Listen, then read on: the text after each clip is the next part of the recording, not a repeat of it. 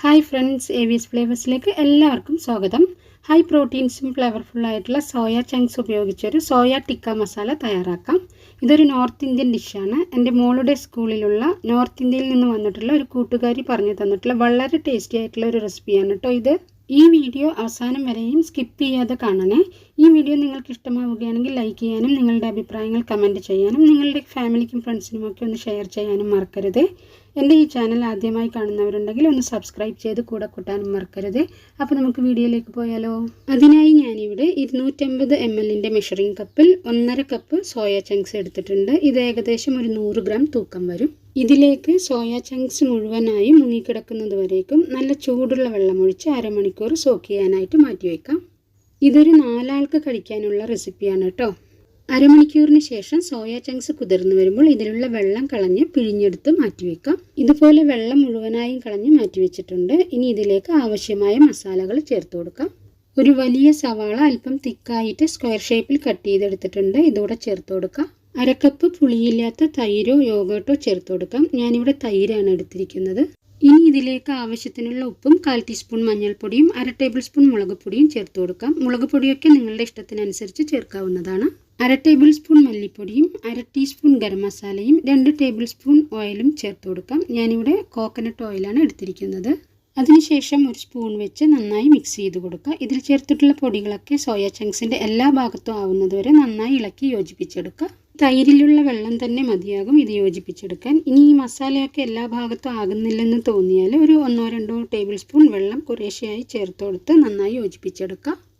ഇതുപോലെ സോയ ചങ്ക്സിലേക്ക് മസാല മുഴുവനും കോട്ടായി വന്നിട്ടുണ്ടാവണം കേട്ടോ. അധികം വെള്ളമായി പോകരുത്. ഇനി ഇത് അരമണിക്കൂർ നേരത്തേക്ക് മാറ്റിവെക്കാം. ഇതിലുള്ള ഉപ്പും എരിവുമൊക്കെ സോയ ചങ്ക്സിലേക്ക് പിടിച്ചു വരാനാണ് അരമണിക്കൂർ മാറ്റിവെക്കുന്നത്. ഇനി ഇതുണ്ടാക്കാനായിട്ടുള്ളൊരു പാത്രം സ്റ്റവിൽ ചൂടാവാനായി വെച്ചിട്ടുണ്ട്. ഇതിലേക്ക് 2 ടേബിൾ സ്പൂൺ വെളിച്ചെണ്ണ ചേർത്ത് കൊടുക്കാം. വെളിച്ചെണ്ണ ചൂടായി വരുമ്പോൾ നമ്മൾ തയ്യാറാക്കി മാറ്റി വെച്ചിരിക്കുന്ന സോയ ചങ്ക്സിൻ്റെ മിക്സ് ചേർത്ത് കൊടുക്കാം. ഇതൊരു തവി വെച്ച് നന്നായി ഒന്ന് ഇളക്കി കൊടുക്കുക. ഇതിനകത്ത് വെള്ളമൊന്നും ചേർക്കരുത് കേട്ടോ. സോയ ചങ്ക്സ് ചൂടായി വരുമ്പോൾ തന്നെ ഇതിൽ നിന്ന് വെള്ളം ഇറങ്ങി വരും. ആ വെള്ളത്തിൽ കിടന്നാണ് സോയ ചങ്ക്സ് കുക്കായി വരേണ്ടത്. ഇത് തിളയ്ക്കാൻ തുടങ്ങുമ്പോൾ തന്നെ സോയ ചങ്ക്സിൽ നിന്നും വെള്ളം ഇറങ്ങി വരുന്നുണ്ട്. തിളച്ചു കഴിഞ്ഞ ശേഷം തീ ലോ ടു മീഡിയം ഫ്ലെയിമിൽ വെച്ചാണ് ഇത് കുക്ക് ചെയ്തെടുക്കേണ്ടത്. ഇതിനകത്ത് വെള്ളം മുഴുവനും വറ്റി വരുന്നത് വരേക്കും ഇടയ്ക്കിടയ്ക്ക് ഒന്ന് ഇളക്കിക്കൊണ്ടിരിക്കണം. അടിക്ക് പിടിക്കാതെ സൂക്ഷിക്കുകയും വേണം കേട്ടോ. വെള്ളം കുറച്ചൊന്ന് വറ്റിയ ശേഷം 2 ടേബിൾ സ്പൂൺ വറുത്തെടുത്ത കടലപ്പൊടി ചേർത്ത് കൊടുത്ത് നന്നായി ഒന്ന് മിക്സ് ചെയ്തെടുക്കാം. കടലപ്പൊടിയൊക്കെ എല്ലായിടത്തും ആയി വരുന്നത് വരെ യോജിപ്പിച്ചെടുക്കാം. കടലപ്പൊടി ചേർത്തിളക്കുമ്പോൾ തന്നെ ഇതിനകത്തുള്ള വെള്ളം ഡ്രൈ ആയിട്ട് വരും. കടലപ്പൊടിയുടെ പച്ചമണം മാറുന്നത് വരെ ഇളക്കി കൊടുക്കാം. അതിനുശേഷം തീ ഓഫ് ചെയ്ത് സോയ ചങ്ക്സിനെ വേറൊരു ബൗളിലേക്ക് മാറ്റി വയ്ക്കാം. ഇനി ഇതേ പാത്രത്തിലേക്ക് തന്നെ 2 ടേബിൾ സ്പൂൺ വെളിച്ചെണ്ണ ചേർത്ത് എണ്ണ ചൂടായി വരുമ്പോൾ 1/2 ടീസ്പൂൺ ചെറിയ ജീരകവും 2 ബേ ലീവ്സ് കട്ട് ചെയ്തതും ചേർത്ത് കൊടുക്കാം. ഒരു വലിയ സവാള പൊടിയായി അരിഞ്ഞതും ചേർത്ത് ചെറുതായിട്ടൊന്ന് സോട്ട് ചെയ്തെടുക്കാം. സവാള വഴഞ്ഞു വരുമ്പോൾ ഒരു വലിയ തക്കാളി മിക്സി ജാറിൽ അരച്ചെടുത്തത് ചേർത്ത് കൊടുക്കുക. ഈ ഗ്രേവിയിലേക്ക് വേണ്ടുന്ന ഉപ്പും 1/4 ടീസ്പൂൺ മഞ്ഞൾപ്പൊടിയും 1/2 ടേബിൾ സ്പൂൺ മുളക് പൊടിയും 1/2 ടേബിൾ സ്പൂൺ മല്ലിപ്പൊടിയും ചേർത്ത് പൊടികളുടെ പച്ചമണം മാറുന്നത് വരെ വഴറ്റിയെടുക്കുക. ഈ സമയത്ത് തീ ഫുൾ ഫ്ലെയിമിലായിരിക്കണം. തക്കാളിയിലുള്ള വെള്ളം വറ്റി ഗ്രേവി കുറുകി വരുമ്പോൾ 1 കപ്പ് വെള്ളം ചേർത്ത് കൊടുക്കുക. ഗ്രേവി തിളച്ചു തുടങ്ങുമ്പോൾ നമ്മൾ തയ്യാറാക്കി മാറ്റി വെച്ചിരിക്കുന്ന സോയ ചങ്ക്സും ഒരു ചെറിയ കാപ്സിക്കം സ്ക്വയറായി കട്ട് ചെയ്തതും ചേർത്ത് മിക്സ് ചെയ്തെടുക്കുക.